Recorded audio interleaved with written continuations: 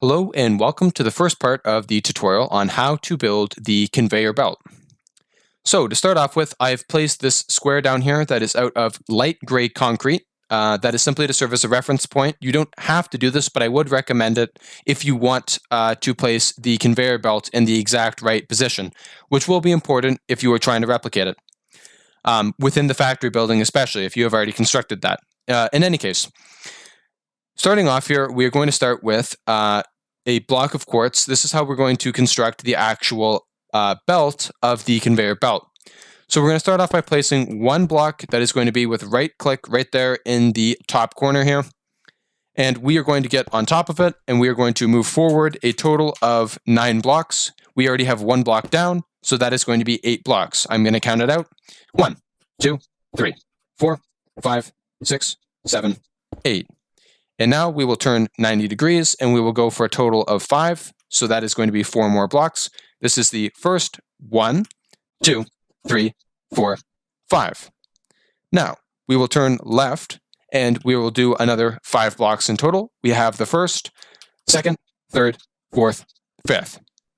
And now turning right, we are going to go 12 blocks in total. We have the first, second, third, fourth, fifth, sixth, seventh, eighth, 9th, 10th, 11th, 12th.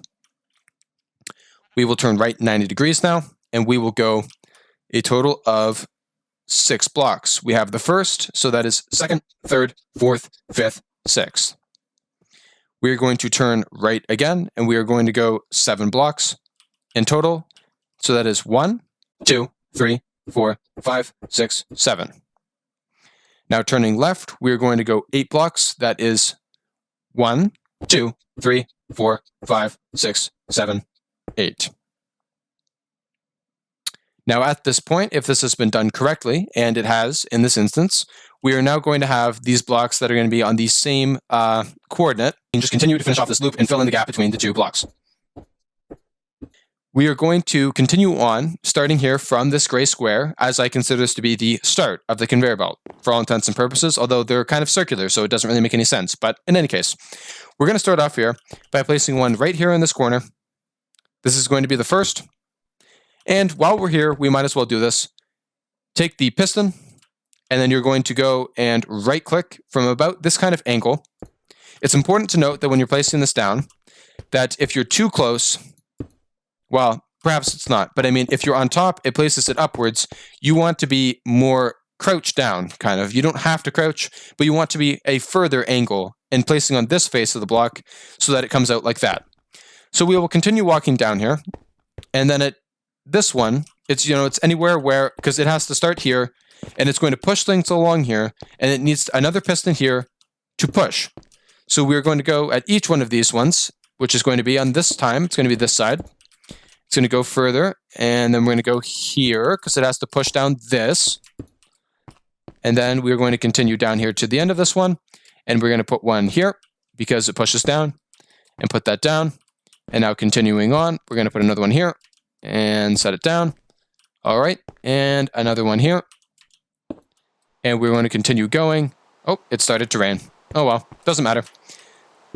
Another one down here to push for the final. So starting off again, we are going to start here at this gray square in the beginning.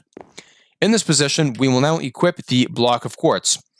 So with that equipped, we are going to, at each one of these, now to be careful, don't click on the piston, because otherwise you'll have to do this over again. Not the whole thing, but regardless.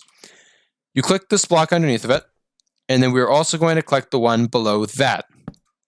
And now just leave that one empty, and place it off of this one, place it back in there.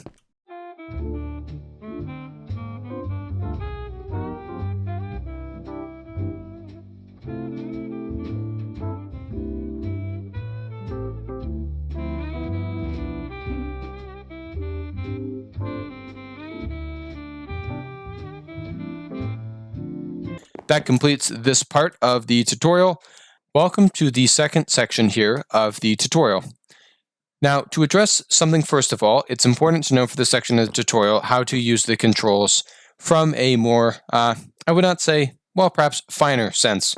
In order to go up, you need to double tap the spacebar to fly.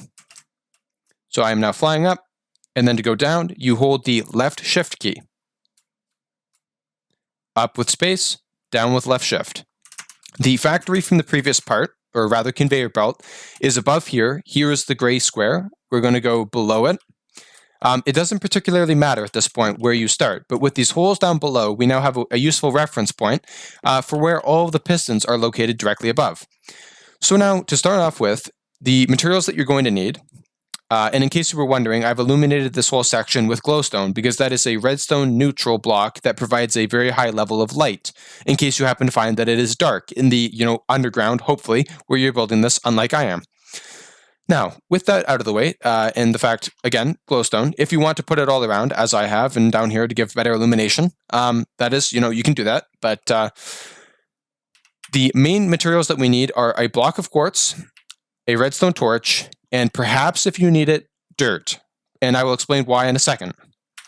Now, as for the block of quartz, what you're going to do is you are going to simply go to this section here, and you are going to go underneath where one of the pistons are, and you're going to want to go up, and then you step back off of it, and then you're going to want to fly to place them up, or alternatively, you can use dirt if you're not very good with the double tap, because I did find it challenging back when that feature first came out.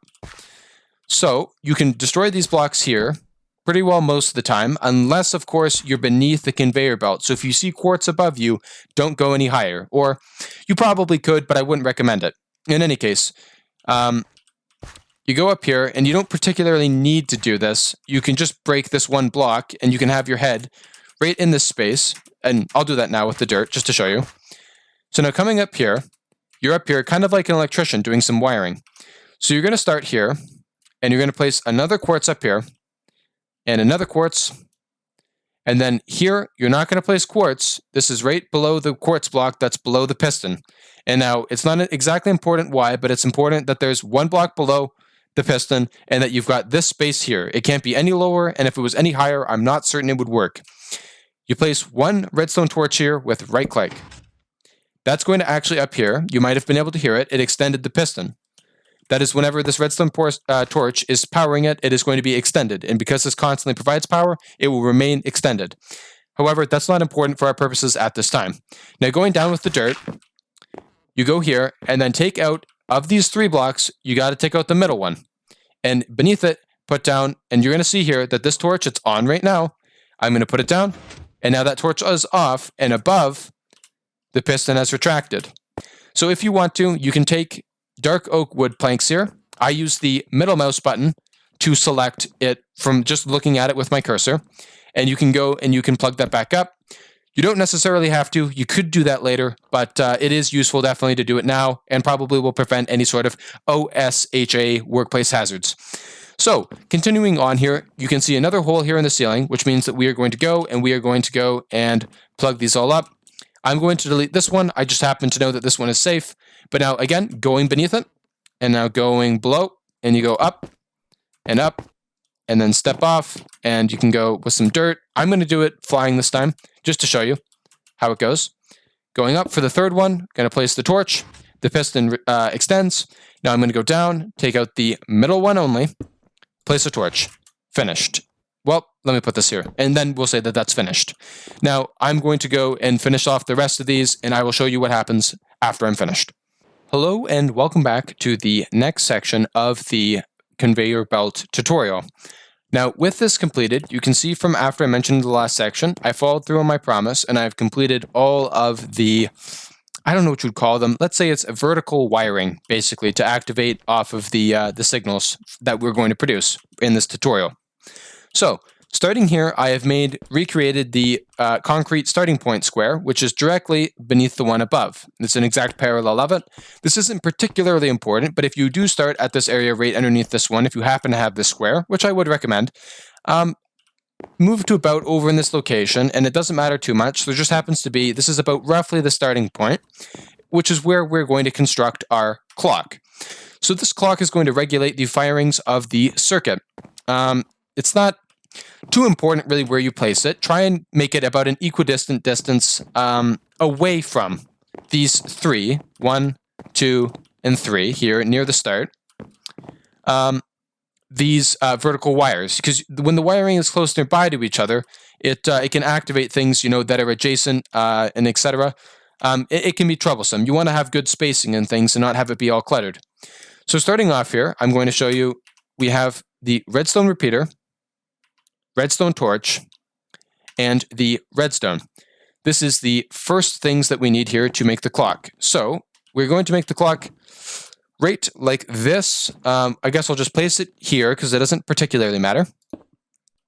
And now off of this one, we're going to move a little bit to the left here. And now on this right face of the block, well, it's not necessarily right, but in any case, it's this face of the block.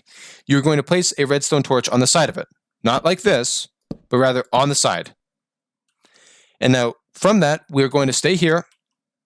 And now leading up to this block and facing in this direction, this is crucial. Place a redstone repeater down here on the ground. Dial in the timing by right-clicking 3 times. 1, 2, 3. And you can see here that these 2 small torches are the closest, the exact opposite. They're the furthest apart from each other that they can be.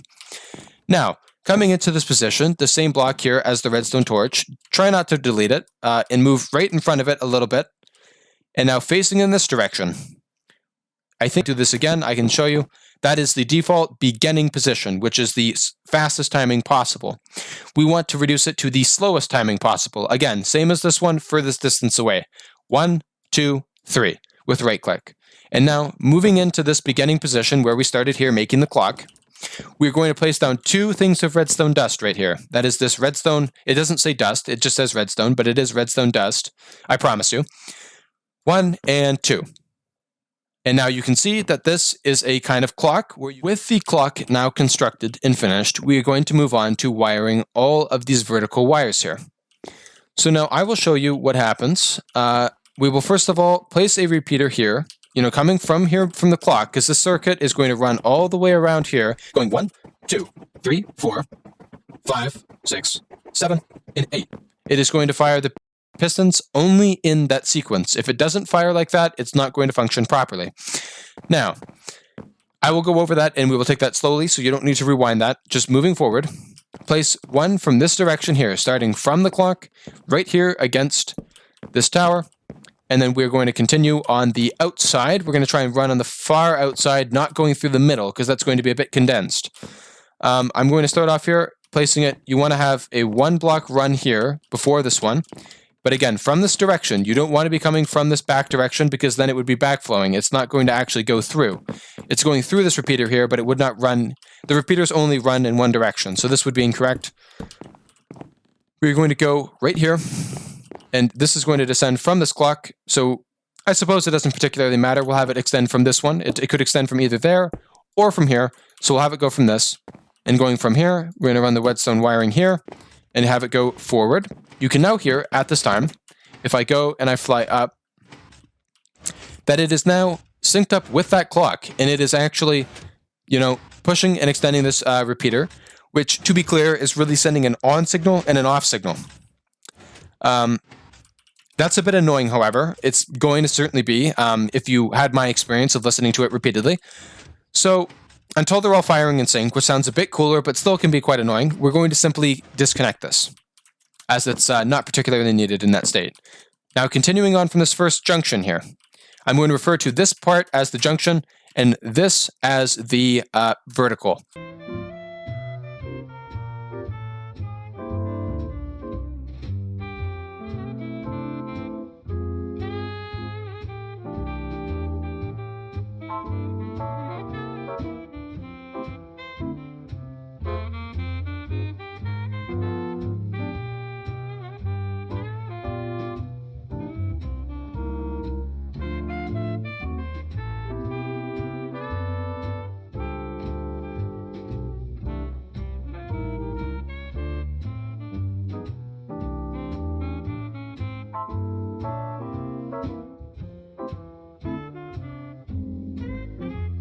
This is Dustin in post-editing. That repeater that was just placed right there is a repeater that is, for all intents and purposes, not one of the junctions or the verticals as I've identified them. That is a repeater purely for the purposes of extending the signal.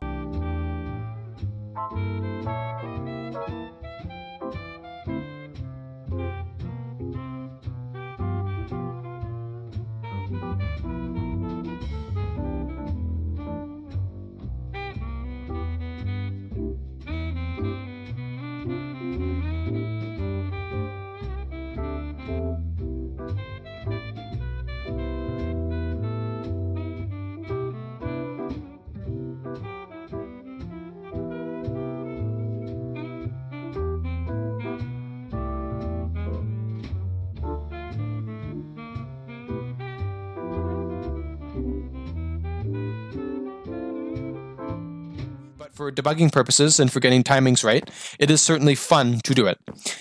Now, I'm going to set this up, and this is going to, whenever this clock starts, it is going to start at the beginning of the circuit. It is going to sound off this chime, which I don't know what it sounds like. I have no idea what lapis sounds like.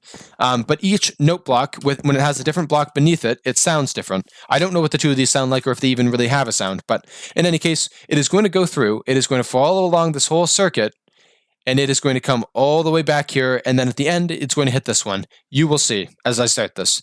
So now placing this block here again to complete the circuit, you're also going to hear the pistons. So brace yourself.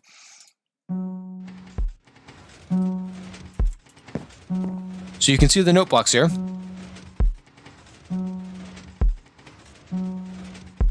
It's a beat I suppose you could rap to, but probably not. So now moving up here, you can see that all the pistons are firing, but they're kind of firing almost a bit out of sync, or not exactly at the right spaced kind of timings from each other. I mean, these two here fire with basically no delay between each other, but if you watch these two, that is even worse, actually, really. So the next part of the tutorial, and let me fly up here just so you can see it better and you can hear it less well, is going to be adjusting the timing. The way that you will do this at the point that you've got all of this set up is quite simple, the way that I can explain it, because I've just tested this and I know that it works. As I said earlier, these ones here I've called the vertical repeaters that are heading to these vertical wirings. And these ones here I have called the junction repeaters because they are not directly in front of these quartz blocks. So you're going to want to, going through here, and I'm going to do it with you, you're going to see, it is going to be only these junction ones with the exception of one repeater that is not a junction nor one of the vertical ones. And that is that one that is way over there. Although that's not too important now. For all intents and purposes, I will show you. Here is the first one. We're going to set all of these to 3 ticks. It's quite simple. You put them out there, furthest distance, don't forget. And now let's continue on.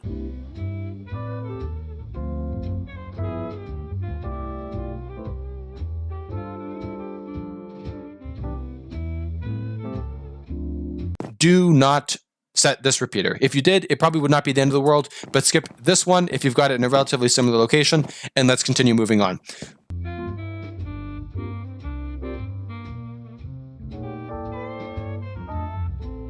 And now that will complete the cycle here. I'm going to connect the clock. So now, to fill up the conveyor belt so that it's actually, pushing something and doing it appropriately, again, remember, black carpet and chest. Black carpet, chest. Now, see, you can use your number keys on your keyboard. You can use that to switch, or alternatively, you can use the scroll wheel on your mouse. You scroll up to move to the left, you scroll down to move to the right. You're going to want to go in timing. I'm going to actually do this with the numbers, not my scroll wheel, because I feel like as if right at this given moment that it's a bit more confident. You can start with really either one, the carpet or the chest. It doesn't particularly matter, but you're going to want to wait and you got to get in sync with the timing. Okay, 1, 2, oops.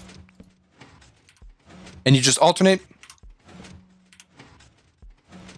And that is how you fill it up. If you make a mistake, you can kind of just, ultimately, these things are not going to push. Like, if I just wait here, this thing can't push anything. This is the functioning conveyor belt. As you can see, fairly simple from these instructions. I hope you were able to follow them well. This is the completed conveyor belt in all of its glory, functioning just as it should.